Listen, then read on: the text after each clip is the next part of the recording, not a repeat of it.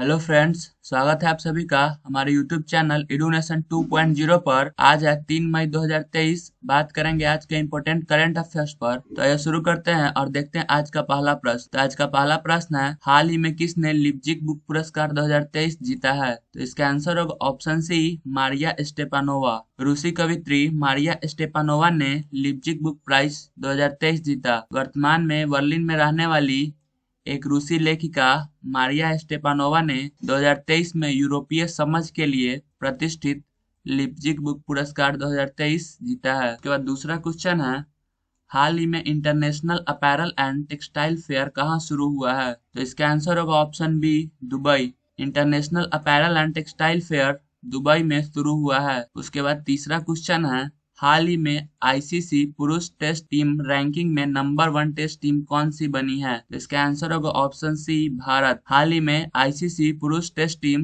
Ranking में number 1 test team Bharat बनी है। उसके बाद चौथा क्वेश्चन है, हाल ही में किसे किंग चार्ल्स तृतीय द्वारा मानद एमबीई से सम्मानित किया गया है? तो इसका आंसर होगा option A, doctor M.N.. Nand Kumar. उसके बाद आगे है, प्रसिद्ध संस्कृत विद्वान और लंदन में भारतीय विद्या भवन केंद्र के कार्यकारी निदेशक डॉक्टर एम.एन. नंद कुमार को ब्रिटेन में भारतीय शास्त्रीय कलाओं में उनके योगदान के लिए किंग चार्ल्स तृतीय द्वारा मानद एमबीई से सम्मानित किया गया है। ब्रिटेन के विदेश राष्ट्रमंडल और विकास कार्यालय ने पुरस्कार की पुष्टि की है। उसके बाद पांचवा क्वेश्चन है, हाल ही में विश्व टूना दिवस कब मनाया गया है? तो इसका आंसर होगा ऑप्शन बी, 2 मई। विश्व टूना दिवस 2 मई को मनाया गया है। उसके बाद आगे है, हर साल 3 मई को हम प्रेस के महत्व के बारे में समझ बढ़ाने के लिए विश्व प्रेस स्वतंत्रता दिवस मनाते हैं। हम लोग हर साल 3 मई को विश्व प्रेस स्वतंत्रता दिवस मनाते हैं। जो प्रेस है वो स्वतंत्र है और वो बाहरी ताकतों से प्रभावित नहीं है। यह अवसर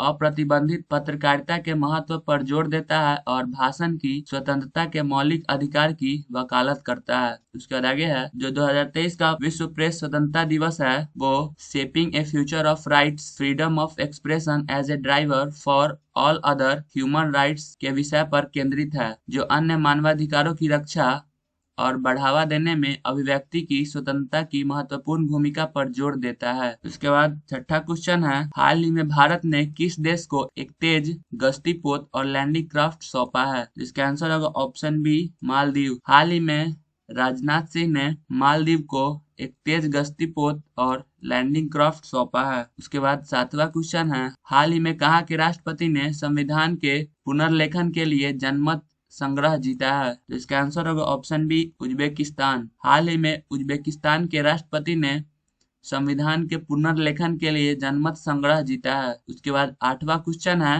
हाल ही में किस राज्य के सिमलीपाल टाइगर रिजर्व में एक दुर्लभ मेलानिस्टिक बाघ मत पाया गया है? तो इसका आंसर होगा ओडिशा। हाल ही में ओडिशा के सिमलीपाल टाइगर रिजर्व में एक दुर्लभ मेलानिस्टिक बाघ मत पाया गया है। उसके बाद क्वेश्चन नंबर 9 है, हाल ही में किसने 17वें कमांडर इन चीफ के रूप में पदभार संभाला है? तो इसका आंसर होगा ऑप्शन बी, साजू बालकृष्णन। हाल ही में साजू बालकृष्णन ने 17वें कमांडर इन चीफ के रूप में पदभार संभाला है। उसके बाद आगे है, एयर मार्शल साजू बालकृष्णन ने रणनीतिक रूप से महत्वपूर्ण अंडमान और निकोबार कमान के कमांडर इन चीफ के रूप में कार्यभार संभाला, जो भारत की एकमात्र त्रिसेवा कमान है। उसके बाद आगे है, एयर मार्शल बालकृष्णन अंडमान और निकोबार कमान के 17वें कमांडर इन चीफ है। उन्होंने लेफ्टिनेंट जनरल अजय सिंह का स्थान लिया है। उसके बाद क्वेश्चन नंबर 10 है, हाल ही में रंजीत गुहा का निधन हुआ है, वे कौन थे? तो इसका आंसर होगा ऑप्शन है, इतिहासकार। रंजीत गुहा एक इतिहासकार थे। उसके बाद इसमें आगे है, प्रख्यात इतिहासकार रंजीत गुहा का उम्र संबंधी बीमारियों की वजह से निधन हो गया है। वे 100 वर्ष के थे। और मुख्यमंत्री ममता बनर्जी ने यह जानकारी 29 अप्रैल 2023 को दी। मुख्यमंत्री ममता बनर्जी ने उनके निधन पर शोक व्यक्त किया है। उनके परिवार में उनकी पत्नी मेस्थिल्ड है। ममता बनर्जी ने कहा कि गुहा ने युवा इतिहासकारों को विभिन्न समाजों का अध्ययन करने के लिए प्रेरित करने में महत्वपूर्ण भूमिका निभाई थी। उन्होंने दुनिया भर में कई स्थानों पर अध्यापन किया। उनके कई शिष्य और प्रशंसक हैं। उसके बाद क्वेश्चन नंबर 11 है, हाल ही में किसे लंदन में बाफ्टा फेलोशिप मिलने जा रहा है? तो इसका आंसर होगा ऑप्शन सी, मीरा सियाल। हाल ही में लंदन में मीरा सियाल को बाफ्टा फेलोशिप मिलने जा रहा है। उसके बाद इसमें आगे है, ब्रिटेन में रहने वाली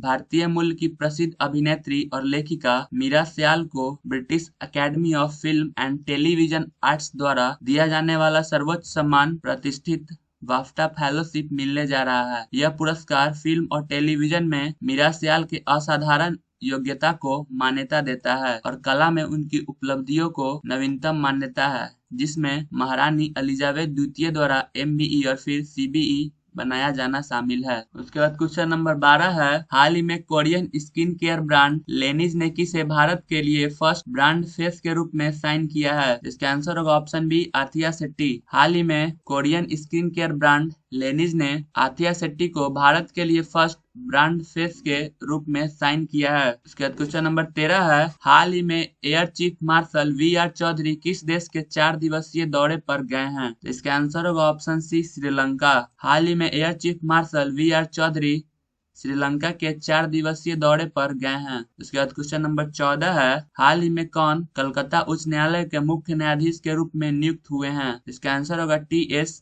शिवगानम। कलकत्ता उच्च न्यायालय के मुख्य न्यायाधीश के रूप में TS शिवगानम को नियुक्त किया गया है। उसके बाद इसमें आगे है, भारत सरकार ने आधिकारिक तौर पर न्यायमूर्ति TS शिवगानम को कलकत्ता उच्च न्यायालय के मुख्य न्यायाधीश के रूप में नियुक्त करने की घोषणा की है। न्यायमूर्ति शिवगानम, जो अदालत में सबसे वरिष्ठ न्यायाधीश रहे हैं, 31 मार्च 2023 से कार्यवाहक मुख्य न्यायाधीश के रूप में सेवारत थे। सुप्रीम कोर्ट कॉलेजियम ने उसी साल फरवरी में मुख्य न्यायाधीश के रूप में उनकी नियुक्ति की सिफारिश की थी। तो फ्रेंड्स, आज हम लोगों ने 3 मई 2023 के सभी इंपॉर्टेंट करंट अफेयर्स को डिस्कस किया है। तो आगे ही ऐसे वीडियो देखने के लिए हमारे चैनल को सब्सक्राइब करें, वीडियो को लाइक और शेयर करें। Thank you for watching my video.